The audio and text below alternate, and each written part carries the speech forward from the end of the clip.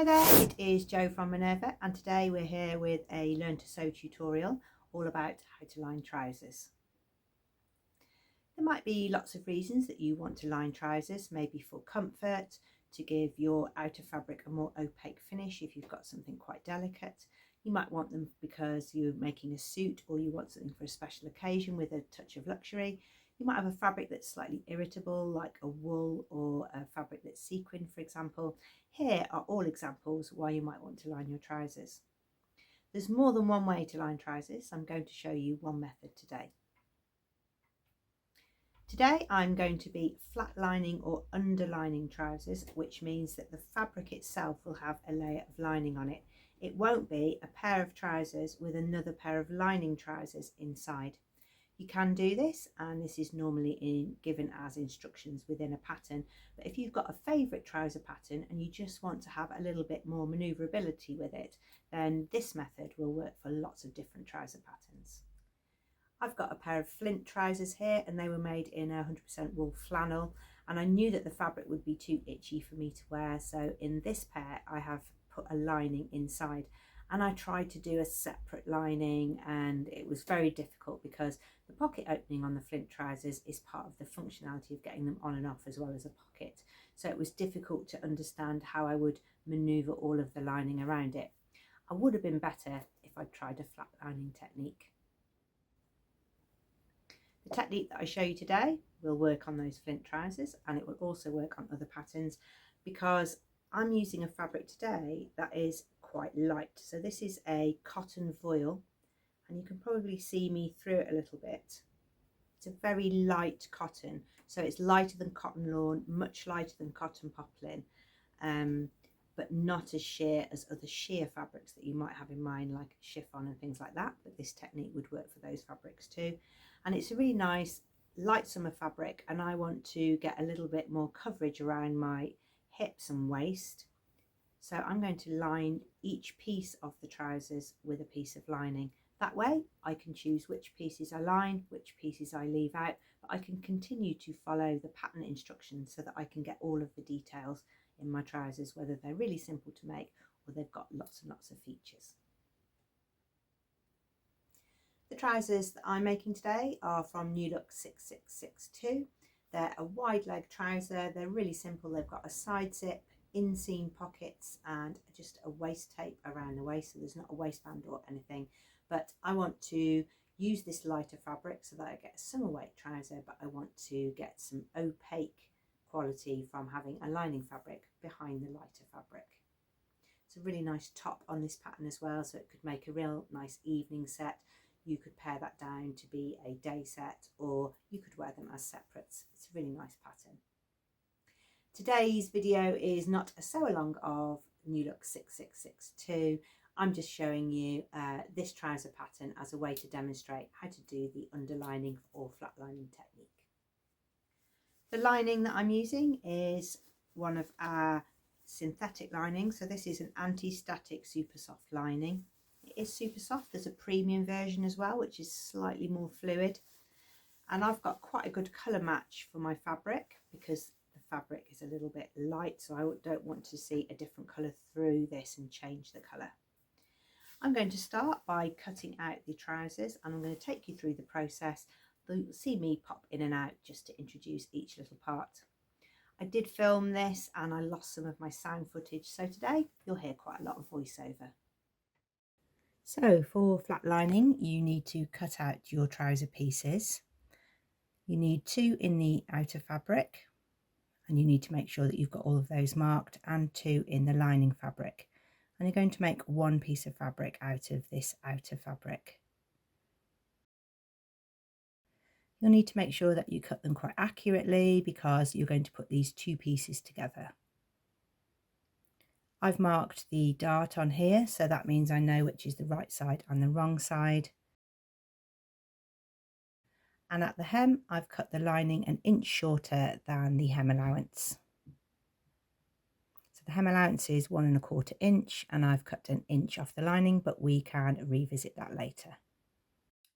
I've cut a full length lining there, but you could cut half lining, so you would just take a measurement to where you want your lining to finish, either above your knee or below your knee, and you would cut that bottom line, that hemline, with some pinking shears. Don't try to hem it. If you try to hem it, then when you sit down and when you use up the trouser ease, you'll see two ridges across the top of your thighs or around your knee area. So use pinking shears there, or you can really lightly feather cut around with a pair of scissors so that your half hems aren't ridged and they're just floating inside your trousers. Once you've got your pieces, you're going to put them together and pin them all the way around the outside edges. You will see a few inaccuracies here in your cutting, but if it's just 1 or 2 millimeters, that will be absorbed within the seam allowance. So just get it as flat as you can and make sure you're not pulling one more than the other. You don't want to really line up your raw edges and compensate that your lining is tighter than your outer or your outer is tighter than your lining. The key is to get your two pieces flat. You can decide to join these any way you want, so you can hand sew around the outside if you've got a delicate fabric, or you can just zigzag on your sewing machine if that's what you're using, or you can use an overlocker. The key is to not take off any of the fabric.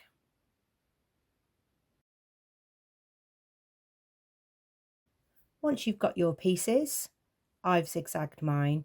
They should feel as fluid as if it was the single layer of fabric, but it has the lining on the inside. Now you can construct your trousers as normal, even if your instructions don't show you how to line trousers. Now that the trouser legs are flat lined or underlined, then I can just carry on with the construction of the trousers as per the pattern instructions. The joy of lining trousers this way is that you don't have to line all of the parts. So this one is just the voile pocket. I'm not worrying about lining it or trying to incorporate any seam joins or intersections in a lining piece that's separate. So I can just go ahead and continue following the instructions for inserting pockets into my trousers.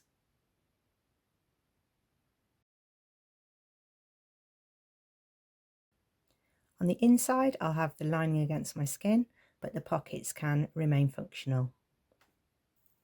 Making darts in lined fabric like this is really easy because you're going to treat the fabric as one piece. So you make your dart as usual, looking for your notches, matching up your tailor's tack for the dart point and pinning in place. And then you're going to sew this dart through all of the layers of fabric. It's a really good way of doing it because you don't have to do all of the darts in the outer, all of the darts in the inner. You can just do the one dart through all of those fabric layers. And when you sew it and press it out, it will just look like a regular dart. Pull out your tacking and then it's ready to press. For fitting purposes, it's also good because if you need to make an adjustment, you don't have to change darts in the outer and darts in the inner lining. You can just change that one dart and let it out or take it in. You do need to be careful if you're pressing lining fabrics. They are synthetic fabrics, they melt really easily, so you'll need to turn your iron down. Or if you're wanting to get a press right through to your outer fabric, which in my case is a cotton, then I want the temperature to be a little bit higher so I get a clean press on the outside. So definitely use a press cloth. You don't want to be putting your iron onto the lining side when it's too hot. It just won't take it. When you're pressing, you need to be careful because you've got the lining showing on the wrong side, but you've got the outer fabric within that seam allowance. So you're going to need to press that open so that you get a really flush finish on the outside. But you need to use a press cloth just to protect that lining, especially if you're using a synthetic lining. Peel your seams open and press how you would normally treat your seams.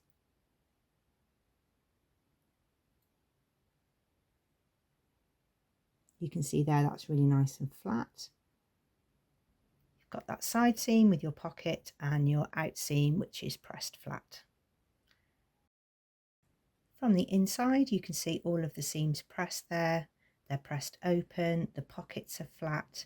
You've got the pocket just in the voile and that's just not interrupting now the rest of the trouser construction.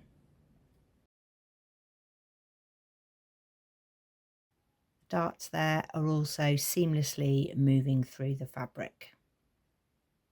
With this method, all of the features of your trousers are much easier to handle. So if you're putting in a zip or a zip fly, a side zip, an invisible zip, waistbands, belt loops, welt pockets, all of those kind of things, if you flatline the trouser legs, then you can just carry on with the rest of your features. With flat lining, when you put in an invisible zip or a side zip in this case, the lining is already attached, so it goes in one pass with the fabric along the edge of the zip. You don't need to worry about attaching the lining later. And from the right side, you can see everything is working and it has its function, the pocket, etc. And from the inside, we haven't got to worry about turning that lining in and hand sewing it down.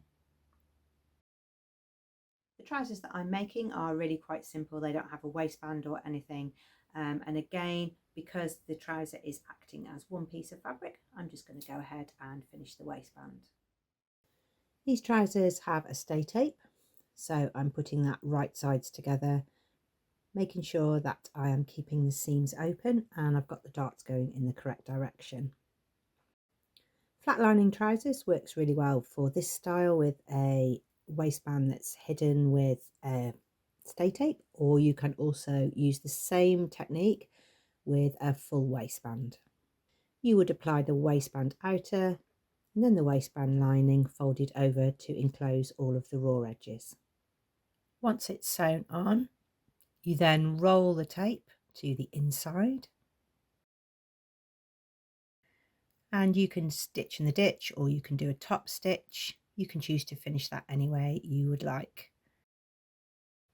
I'm pinning vertically from the right side and I'm going to stitch in the ditch from the wrong side. You want it to be comfortable and you want it to have a little bit of spare at the end to accommodate the zip.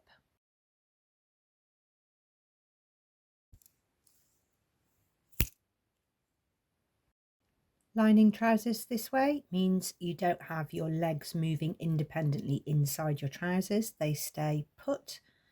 Here's my stitch in the ditch. It's right up close there to the stay tape and the outer fabric, and it's enclosing the seams on the reverse. Seams are pressed open and I've got that little row of neat top stitching around the waist. There are lots of different ways to hem trousers, so if you need some hemming tips you can go to our playlist over on the Minerva YouTube channel. If you go to the Learn to Sew one, you'll find this one here, which is all about different ways to hem trousers. If you've got a lining and your lining is separate to your trousers because you're making lined trousers, then you'll be lining both sets. But with this technique, you only need to turn up your hem once. So let's take a look at hemming the trousers. Do you remember I cut those linings shorter than my outer? Well, that's so that I can now press up the hem over the top of the lining, and I haven't got to worry about that lining shifting up or down. It's all going to come downhill because the seam allowance is all attached and holding everything in place. You can do this lots of ways. You can do a top stitch on the machine or you can hand sew. I'm going to just fold down a 1 centimetre seam allowance and pin this. And today I'm going to hand stitch my hems because I've got a plain fabric. I'm using a whip stitch. If you want to know how to turn up trousers by hand, we've got a video here on our Learn to Sew playlist. It's quite good with the lining like this because I can pick up the hem and I can pick up a little bit of lining so you don't get stitches showing from the right side. This is what they look like on the inside. So we've got lined fabric that's comfortable, pockets that are functioning, not been hindered by the lining. On the back, the seam's pressed open, so it's got a nice finish.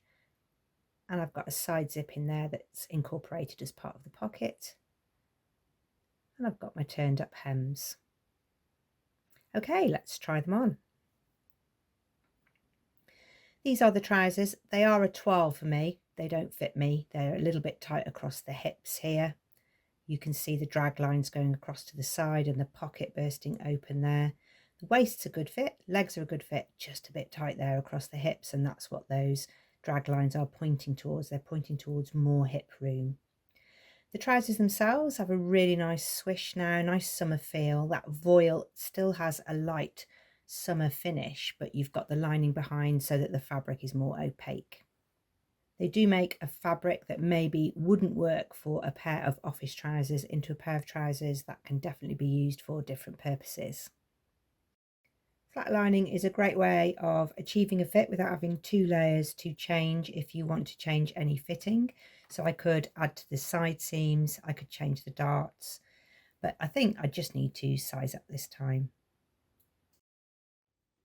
Underlining or flat lining trousers is a great way to take your garments from season to season, so you get a little bit more wear out of some of your garments. So if you want to make something summery, light, breathable and airy like this, then adding that layer of lining can make them feel really nice and loose in the summer, but then you could wear them as it gets cooler in the autumn because you'll be adding a layer of insulation with the lining.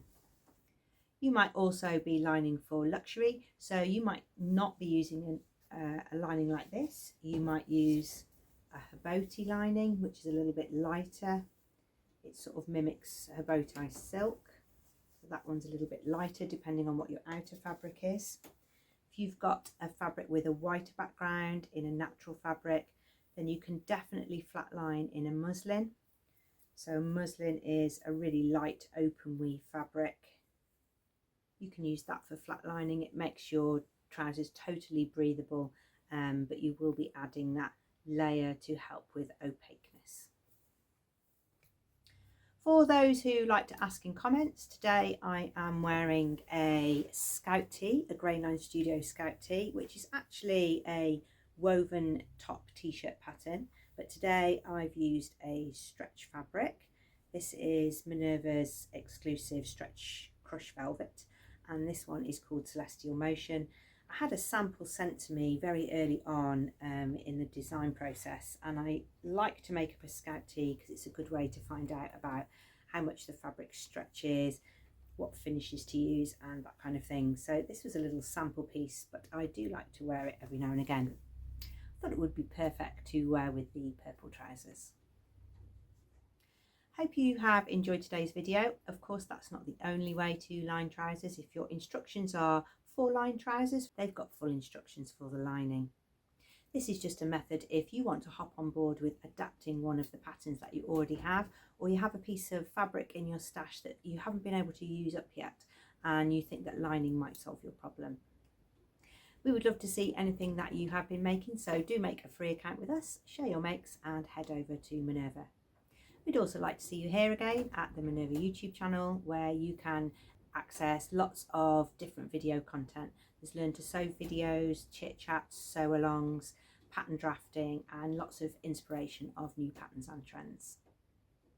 If you have lined some trousers and you found a great way of doing it, we would also like to know that too. If you've got a good tip, we would like to hear that in comments.